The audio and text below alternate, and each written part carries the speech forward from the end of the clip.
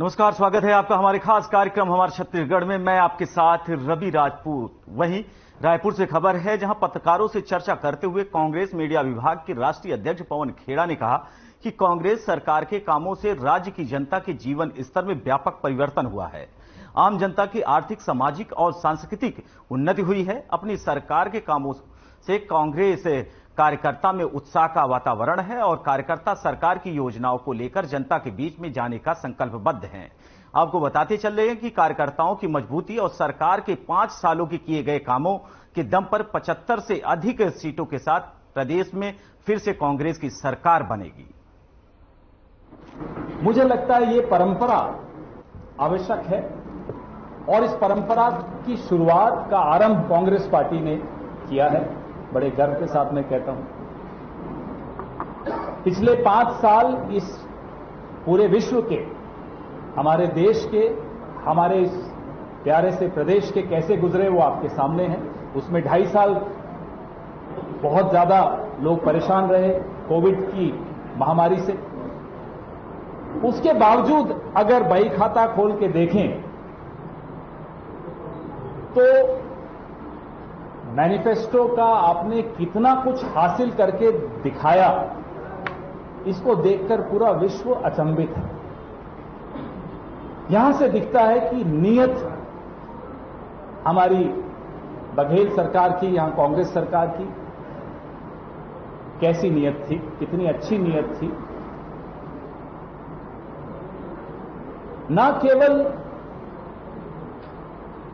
किसान, ना केवल नौजवान, ना केवल मजदूर, ना गृहिणियां, ना आदिवासी, सब कोई ऐसा वर्ग हो जो जिसको छुआ नहीं हो हमारी यहां की योजनाओं में, ऐसा आपको कोई वर्ग नहीं दिखेगा।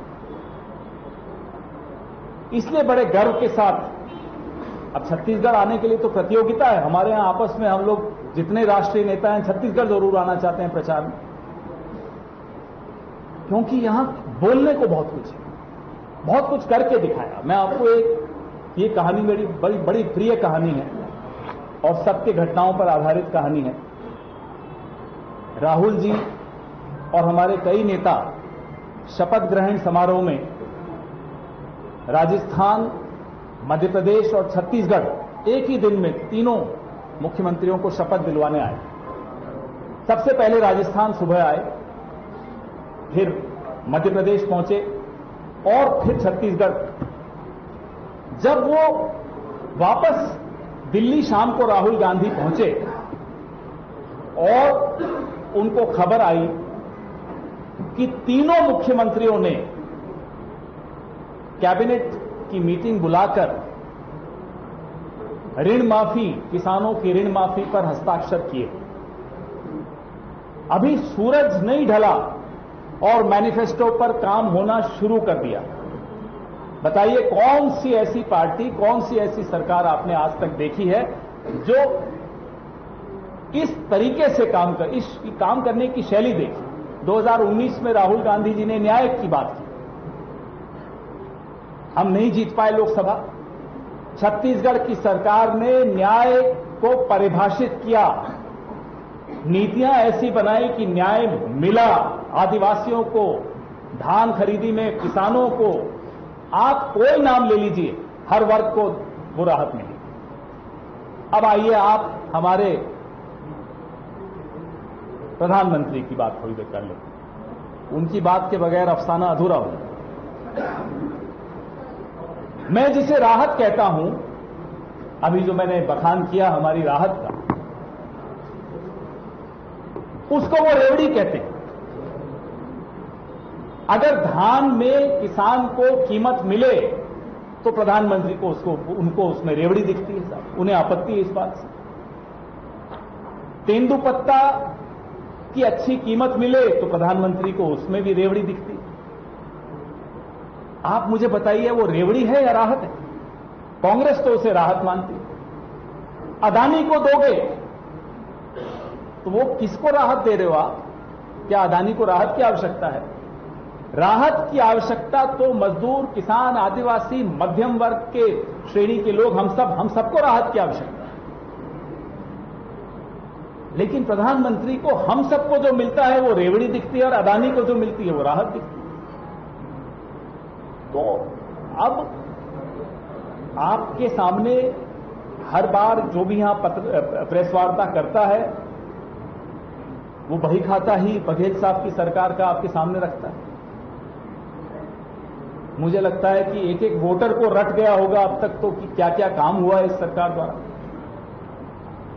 तो छत्तीसगढ़ के जो बॉक्साइट, आयरन ओर, कोयला, देवभोग की हीरा खदान, तमाम संपदाएं अगर आप अपने दोस्त को देना चाहते हैं तो आपकी पार्टी को कोई वोट दे। हम क्यों आपके दोस्त के लिए यहां सरकार में आपको लाएं? ये जनता पूछ रही है, मैं नहीं पूछ रहा, यहां के लोग पूछ रहे हैं। नगरनार इस्पात का मुद्दा हमने अभी पिछले सप्ताह दिल्ली में भी उठाया, वो भी आप अपने दोस्त को देना चाहते हैं, उसका भी आप रास्ता साफ कर रहे हैं। कोयला खदान आप मालूम ही है, पूरा किस्सा आपको मालूम है। सीमेंट कंपनियां जो इस राज्य की हैं वो भी अगर आप अपने दोस्त को देना चाहें। सरकारी बिजली कंपनियों पर कब्जा किसका? आपके दोस्त का कब्जा। नंदराज पर्वत बीजेपी फिर से अडानी को सौंपने के लिए, आदिवासियों की आस्था के केंद्र जिसको हम मानते हैं, उस पर्वत की खुदाई करना चाहते हैं आयरन ओर के लिए। तो एक दोस्त के लिए अगर आप यहां सरकार बदलेंगे तो साहब वो तो लोगों को मंजूर नहीं। धान खरीदी बंद हो जाएगी।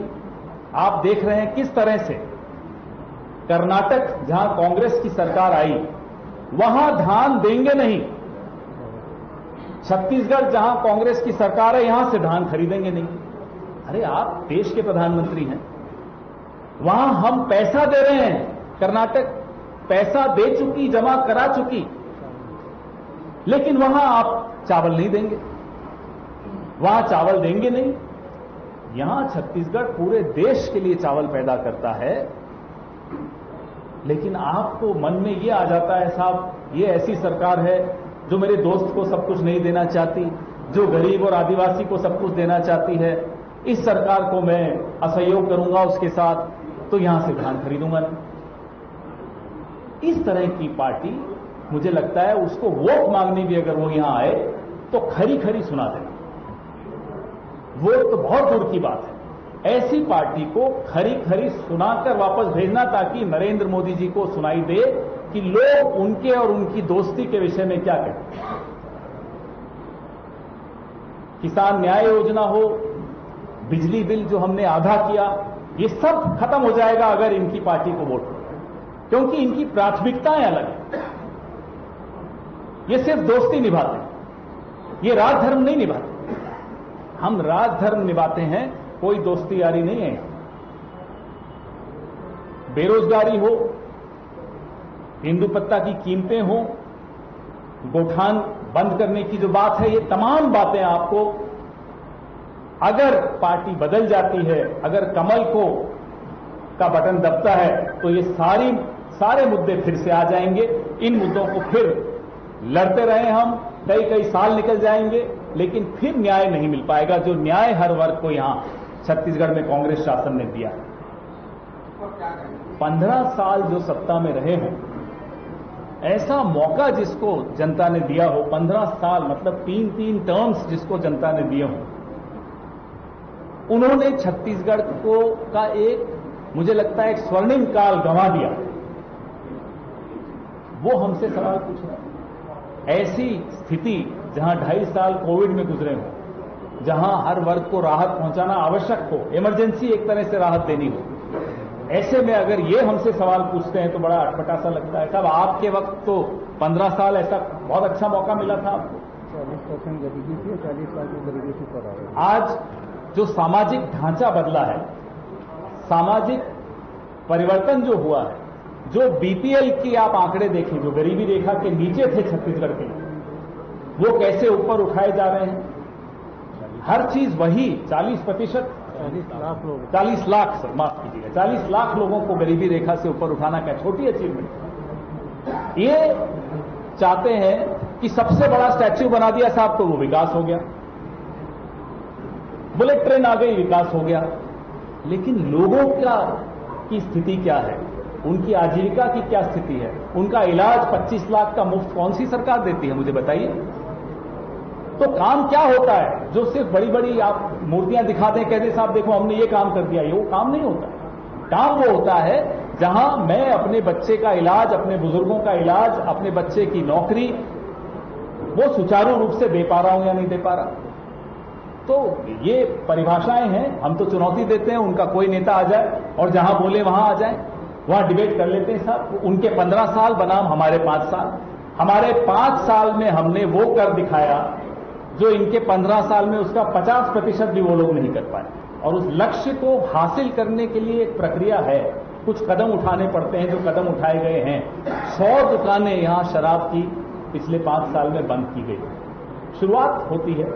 हम नरेंद्र मोदी जी की तरह नहीं हैं और हमें खुशी है कि हम उनकी तरह नहीं हैं कि एक दिन 8 बजे उठ के आए, 5वीं बार दिन में कपड़े बदले, मेकअप वेकअप किया और बोले नोट बंद। वो तो हम नहीं कर सकते। हम तो प्रक्रिया के हिसाब से करेंगे ताकि समाज में इस तरह से अव्यवस्था भी ना हो जाए। अचानक आके कुछ बंद कर देना, अचानक आके कुछ शुरू कर देना। अच्छा, आप 2000 का नोट 7 साल नहीं चला पाए, बताइए। तो हमसे बोलते हैं 75 साल में क्या किया। सुनिए, प्रक्रिया शुरू हो चुकी है। लक्ष्य है पूर्ण शराबबंदी का।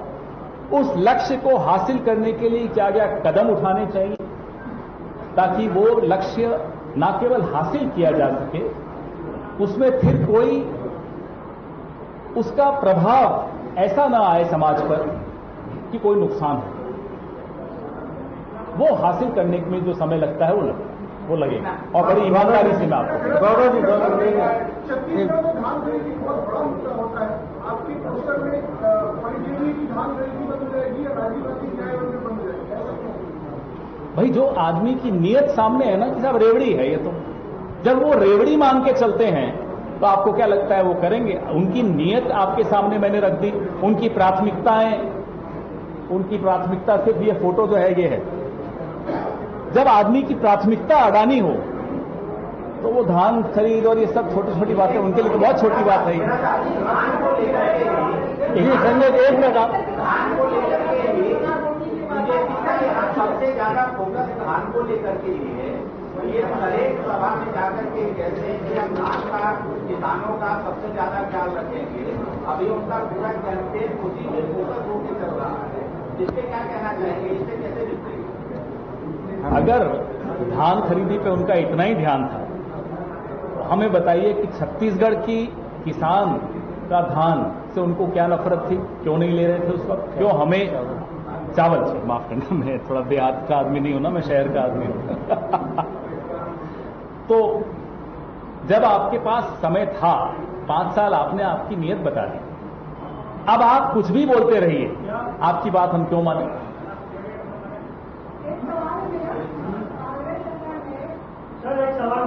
एक सेकेंड, महिला पहला एक सवाल। जी खड़े होकर बोलिए आप जी।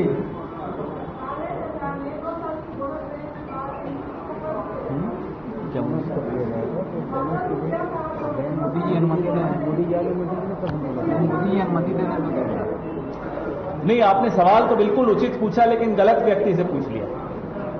मोदी जी से बोल दीजिए अनुमति दे दीजिए, तुरंत हम कर देंगे। एक एक करके प्लीज। सवाल है, 2018 में भी मध्य प्रदेश में आपकी सरकार ने 18 दिनों के बाद देखा था, हमने भी देखा छत्तीसगढ़ में सरकार जीती है और आने वाले चुनाव में भी उत्तर प्रदेश के काम में अगर सरकार की कुछ सीटें कम हो जाती है, उसका किस तरह से विरोध करेंगे? क्यों कम हो जाती है पहले तो मुझे ये बताओ। हम तो बढ़ाने आए हैं, आप कह रहे हो कम हो जाएंगे। हम मैं मानूंगा नहीं, क्यों बड़ी कम होगी सर?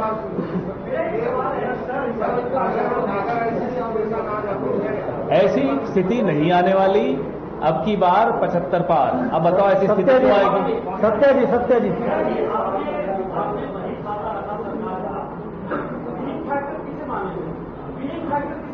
मिनी फैक्टर क्या? ये बड़ा कठिन सवाल है। इतने काम हुए, अब मैं कैसे कहूं कि इस काम की वजह से जीतेंगे? तो मुझे लगता है अब रिपोर्ट कार्ड में अगर टीचर लिख देता है 10 में से 10, अब मुझे क्या मालूम कि हैंडराइटिंग के कितने नंबर दिए, जवाब के कितने नंबर दिए, टीचर का मूड अच्छा था, मुझे नहीं मालूम। 10 में से 10 मिल गया, अब मैं क्या कहूं? इसका विश्लेषण आप चुनाव के नतीजे के बाद करना। जुल्फिकार अली अब वो छत्तीसगढ़ में भ्रष्टाचार के आरोप कौन लगा रहा है? नहीं, आप गलत बोल रहे हैं। भारतीय जनता पार्टी के जो गठबंधन का हिस्सा है वो लगा रहे हैं, एनफोर्समेंट डायरेक्टर।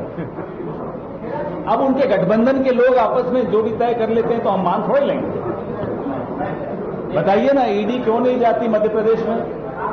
आप पूछिए ना कभी, क्यों नहीं जाती ईडी गुजरात में? एक सेकंड अभी रुक जाइए। बताइए क्यों नहीं जाती उत्तराखंड में? रोज खुलासे करती हैं राधिका जी, क्यों नहीं जाती ईडी उत्तराखंड में? हम टिकट करके दे दें, बस की, प्लेन की, ट्रेन की, स्पेशल फ्लाइट दे देते हैं, चलिए जाइए, क्यों नहीं जाती है? हमने तो सुना है कि अगले 5 साल के लिए भी ईडी के कुछ अफसर यहां परमानेंट मकान बनाना चाहते हैं, क्योंकि फिर बार बार भेज देती है वहां की सरकार। देखिए साहब, कोई आज से थोड़ा ही कर रहे हैं। जब इनका नाम कुछ और था, हिंदू महासभा नाम था, तब से कर रहे हैं। जब हमारे और आपके पूर्वज देश को आजाद कराने की बात करते थे, तब भी ये हिंदू मुसलमान करते थे। फिर बने ये जनसंघ, फिर भी यही काम करते रहे। राग इनका नहीं बदला, यही राग चलता रहा है। फिर बने ये जनता पार्टी 77 में, फिर भी यही राग। फिर बने ये भारतीय जनता पार्टी, फिर भी यही राग। तो हम इनसे निपटना जानते हैं और ये देश भी इनसे निपटना जानता है। इसकी कोई तोड़ की जरूरत नहीं होती। ये धर्म का जो कार्ड लाते हैं, ये आपको और हमारे को कैसे तोड़ेंगे ये चाहते। विश्वकर्मा जी, इस देश की फैक्ट्री सेटिंग्स कांग्रेस है, कांग्रेस की विचारधारा इस देश की विचारधारा है और इस देश की विचारधारा कांग्रेस की विचारधारा है। ये बाहर की विचारधारा है जो लाते हैं, ये नहीं चल सकती ज्यादा दिन तक। जहां संवाद से काम चलता हो वहां ये विवाद पैदा करने की कोशिश करते हैं। विवाद वाले लंबा नहीं चलते, संवाद वाले ही लंबा चलते हैं। इसका एक उदाहरण है भारतीय सिविलाइजेशन हमारी, जो ये संवाद की सिविलाइजेशन है, इसलिए इतना लंबा चल गई। विवाद की सिविलाइजेशन की हालत देख रहे हो आप बाहर। बढ़ते हैं खबरों में आगे, जहां जिले के बिल्हा विधानसभा क्षेत्र में इस बार चुनाव मैदान में कांग्रेस की पार्टी की तरफ से पूर्व विधायक सियाराम विधायक की पुत्रवधू गीतांजलि कौशिक ने अपनी दावेदारी पेश की है। उन्होंने कहा कि कांग्रेस पार्टी टिकट देकर उनको वरीयता दे।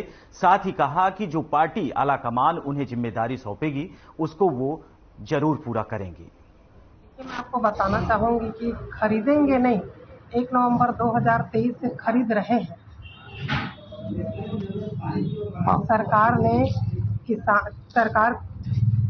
किसान हितैषी सरकार है और उन्होंने जो किया वो कहा जो किया, इसीलिए कहा जाता है कि भूपेश है तो भरोसा है।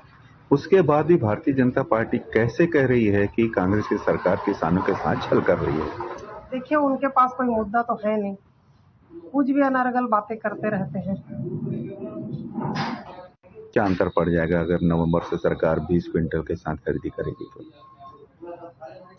इसके पहले भी 2018 में किसान के साथ साथ समस्त प्रदेशवासियों ने कांग्रेस पार्टी और सरकार पर भरोसा दिखाया है। उस भरोसा को आने वाले समय में 2023 की भी सरकार में वापसी करेंगे और उसी भरोसे के साथ हमारा नारा है अब की बार 75 पार, उस पर हम लोग कामयाब हैं। प्रियंका गांधी का 2-3 दौरा हो चुका है छत्तीसगढ़ में, महिलाओं पे कोई असर पड़ा होगा आपको लगता है?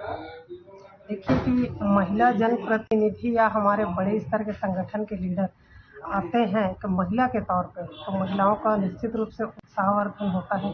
उनमें एक जोश आता है कि जब हमारे शीर्ष नेतृत्व हमारे लिए बात कर रहे हैं तो हमें एक मजबूती के साथ खड़ा होना चाहिए और हमें भी हमारी जो आधा भागीदारी है उसको निश्चित करते हुए निश्चित रूप से प्रभाव पड़ रहा है। वहीं बिला विधानसभा से पूर्व विधायक सियाराम कौशिक ने सरकार को धन्यवाद और संतोष व्यक्त करते हुए कहा कि सरकार ने इसी सत्र से जो 20 क्विंटल धान खरीदी शुरू की है, इसमें राज्य के किसानों और मजदूरों में खुशी की लहर है।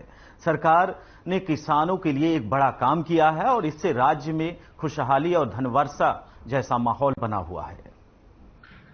सरकार ने ये कहा था कि किसानों को 2800 रुपए देंगे और 20 क्विंटल लेंगे। ठीक कह रहा है।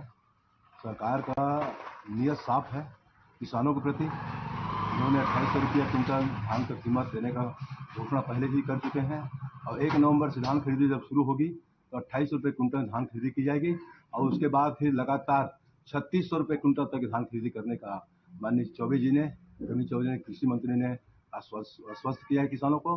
किसान की सरकार है और किसान के लिए सरकार, कांग्रेस की सरकार, भूपेश बघेल की सरकार हर मुद्दे में आगे बढ़ चढ़ के किसानों को आगे बढ़ने का मौका दे रहा है और इस तरह से किसानों को 20 कुंटल धान खरीदने के ही उन्होंने वादा किया है और 20 कुंटल धान खरीदने के बाद किसान एक व्यापारी के रूप में सामने आ जाएंगे।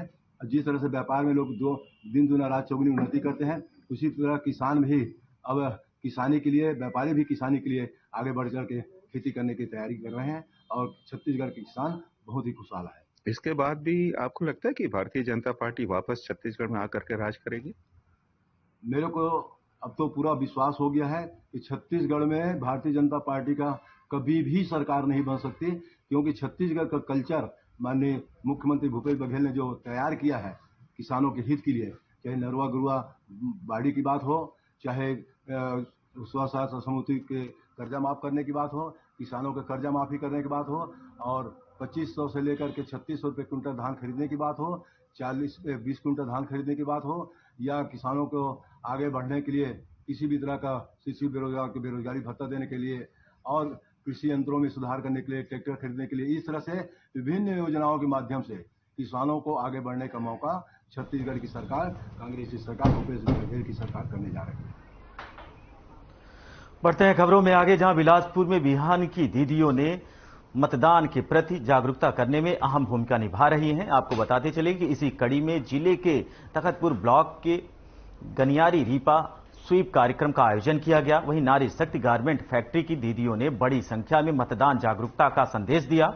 वहीं कमिश्नर केडी कुंजाम, सीईओ जिला पंचायत एवं स्वीप के नोडल अधिकारी अजय अग्रवाल समेत अन्य प्रशासनिक ऑफिसर्स मौजूद रहे। आपको बताते चले कि 100% मतदान बिलासपुर का अभिमान के नारों के पूरा परिसर गूंज उठा। वहीं कमिश्नर केडी कुंजाम ने इस अवसर पर कहा कि मतदान लोकतंत्र का आधार है। मजबूत लोकतंत्र के लिए सभी को मतदान अनिवार्य रूप से करना चाहिए। उन्होंने स्वीप के संदर्भ में विस्तार से जानकारी देते हुए बताया कि स्वीप एक मतदाता शिक्षा, मतदाता जागरूकता फैलाने और मतदाता साक्षरता को बढ़ावा देने के लिए चुनाव आयोग का प्रमुख कार्यक्रम है। उन्होंने कहा कि जिले के नागरिकों एवं मतदाताओं को अधिक से अधिक जागरूकता करने की जिम्मेदारी है।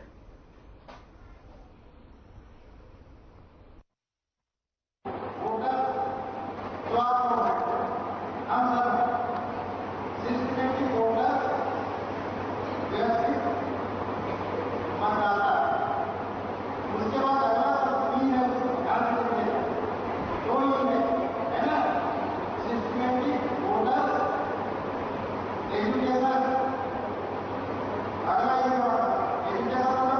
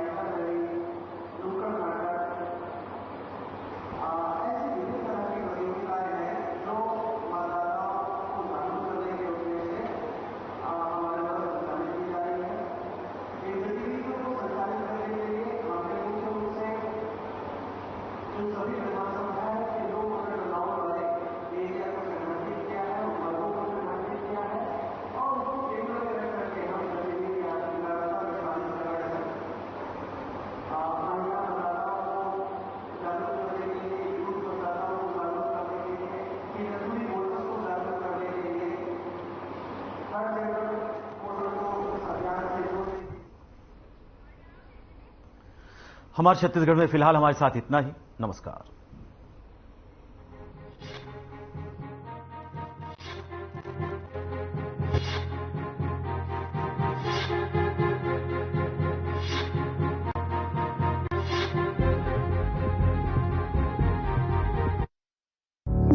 Through constant innovation, the